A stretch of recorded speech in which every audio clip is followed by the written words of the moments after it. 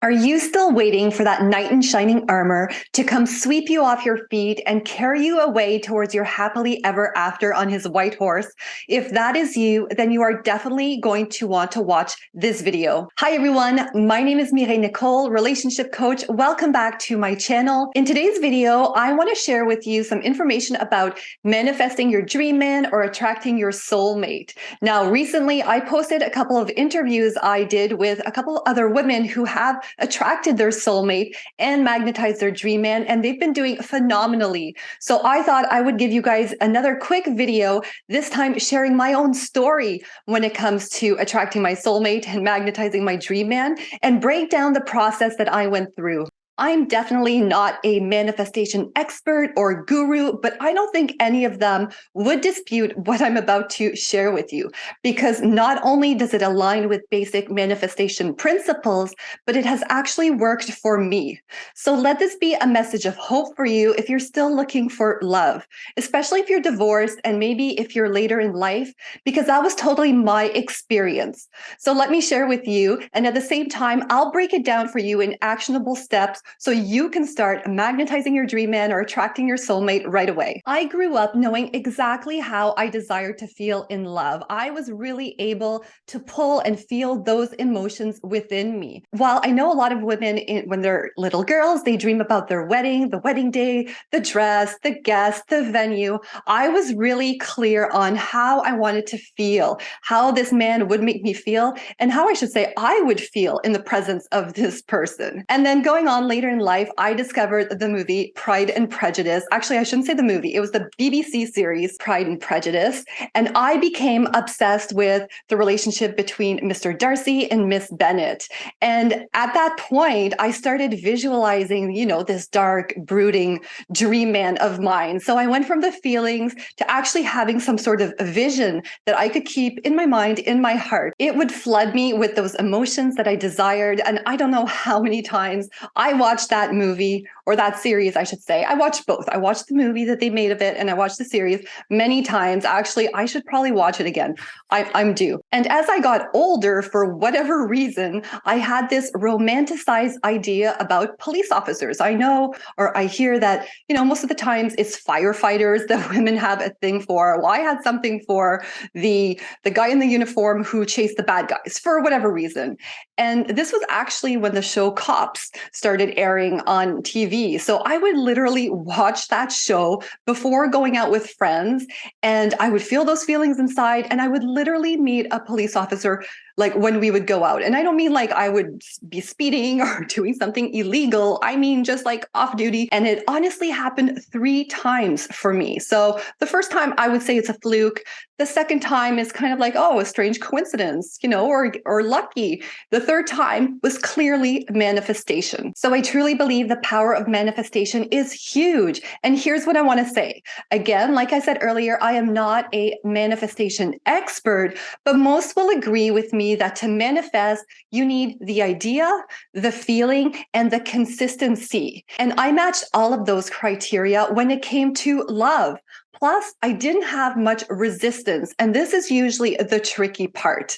So resistance can be a huge block when manifesting, and there could be many reasons for those blocks. So it could be related to past trauma, heartbreak, divorce, even just family dynamics growing up. Now, I won't get into all of that in this video, but if it's something that's of interest to you and you want me to talk more about it, please let me know in the comments. But if you find yourself having a lot of resistance towards finding your man, I recommend you take a step back. So remember when I shared my story with you, at first, I was just more all about the feelings. Like I couldn't picture it. I didn't understand it. I didn't even try to imagine how it would happen. So I was really looking at it from a very, very wide lens. I was looking at the bigger picture, right? This is actually a concept from Abraham Hicks. So making the idea of what you want to manifest more vague. So I invite you to try that if you're feeling a lot of resistance. And there are other tools that you can use, of course, but you don't have to think of a specific character or a person necessarily, like I eventually ended up doing. So like I said, when I started out, I was really just focusing on the feelings with no precise vision until I found a representation of what I wanted. And then that helped me stay in those feelings and make me excited about thinking those feelings more often, right? I could just go back to that Pride and Prejudice story, even if I wasn't feeling those feelings, or if I was thrown off during the day, I could go back into that fantasy land in my head. So I would think about my soulmate or dream man before I would go to bed at night, as I'm going into those theta brainwaves, which is awesome because that is when you start accessing your subconscious mind. And I can't say I did this every single night. Like, I went through phases where I definitely did it like repeatedly for long stretches of time. So I don't want you to put too much pressure on yourself for that. But after a while, I would look forward. I would look forward to sitting down and taking a quiet moment at night and thinking about this, because the feelings felt so good in terms of what I desired. And I actually still think about those feelings, even though I am now with my soulmate, my dream man, because I want to keep that manifestation going. I always say that it's one thing to attract your soulmate or to magnetize your dream man, but it's a whole other story to actually keep him. And that was one of my big struggles.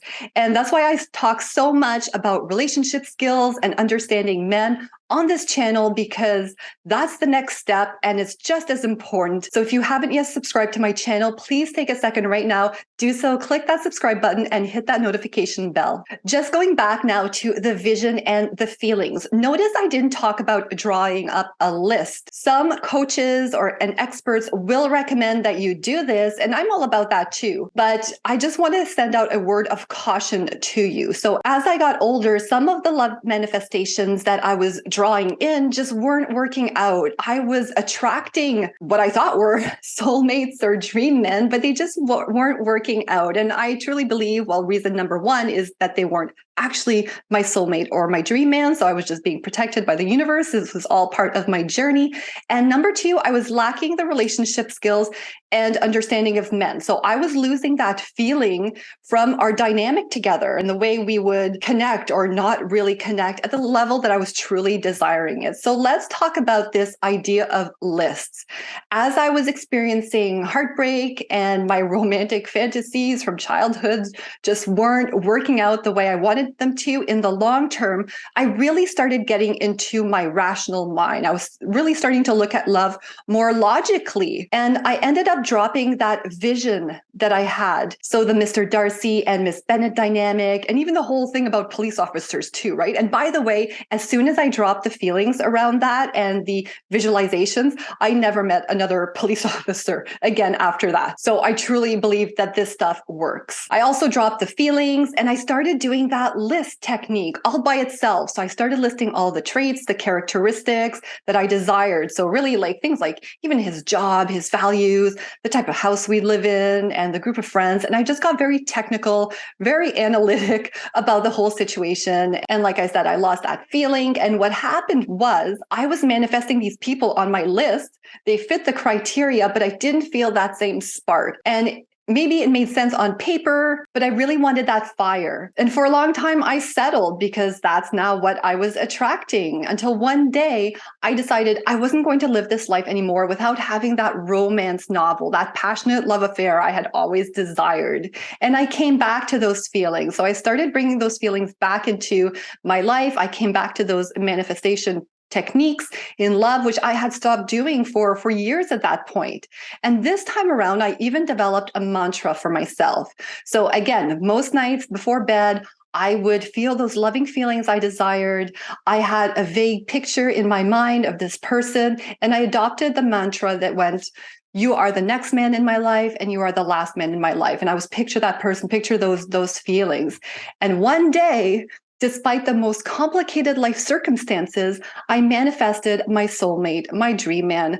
I found someone who matched those feelings exactly that I desired to feel inside. And despite all the challenges in the relationship and all the obstacles we faced, those feelings just never died. And when I looked at it, he didn't have most of the characteristics on my list anyways. On paper, we were opposites. And by the way, he turned out to be my husband, and we are currently married. We've been together for many, many years by now.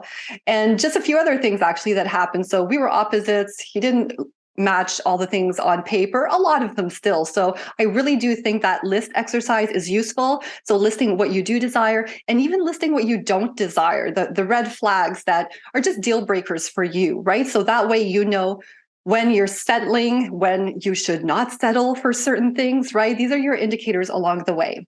And a few other things that happened is that, a few things to note, this whole process of attracting my soulmate and manifesting my dream man didn't happen on my timeline.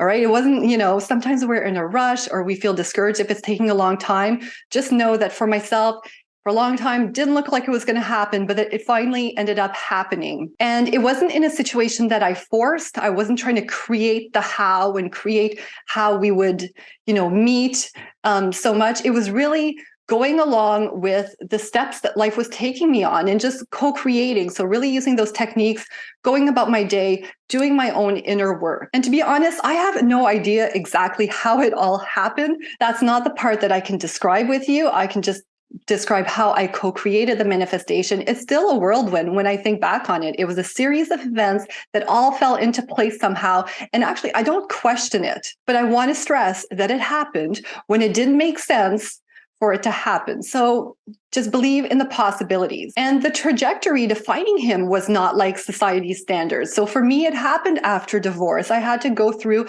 another very important milestone relationship in my life. By the time I met my current husband, so my soulmate, my dream man, I was 35 when that happened. So that's a lot later than a lot of my friends who got married in their early 20s and have been with their person all that time now. So my love life didn't look like everyone else's, and it still doesn't look like everyone else's love life, by the way. And yours doesn't have to look like anyone else's either. I truly believe that you can attract your soulmate and magnetize your dream man no matter what happened to you and what your life looks like. And your work is really to set that vision for yourself, tap into those feelings, and connect to that regularly. So I hope you enjoyed this video. This is just some of the work that I do with the ladies I coach. If you did enjoy this video, then I'm sure you'll also enjoy these interviews I did with other women who attracted their soulmate and magnetized their dream man. So I'll link to them somewhere on the screen here.